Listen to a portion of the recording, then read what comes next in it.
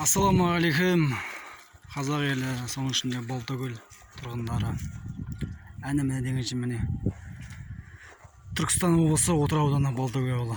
Марқаш деген осы сағат 12:30 шыққанбыз. Мен сағат қазір 4 болып жатыр. 3-4 сағат жүріп мен Марқашқа келдік. Құм. Бұл да Алланың берген, Құдайдың берген, бұл да сый құрметі ғой. Міне сексі ауыл, міне ауыл тұрғындары осыны апарып қалаға апарып өткізіп ес күн көреді. Енді 3-4 сағат жұмыс істейміз, сосын қайтып шығып кетеміз. Негізі бұда жұмыста шаршамайсың, жол шаршатады адамды. Жол ұрып тастайтын оңай емес. Тоғыр жолдар, қисық жолдар. Осыдан қателеспесем, мен 2009 жас па, әлі 8 жас па, 10 жаста келгем. Содан арадан мен 10 жылдан асып кетті. Мен содан енді келіп тұрмыз тағы да. Ағайындар. Ал істерімізге береке, күндеріңізге мереке берсін. Бастаймыз және тірлікті қазір. Баршаңыз аман есен болыңыздар, ауырмаңыздар.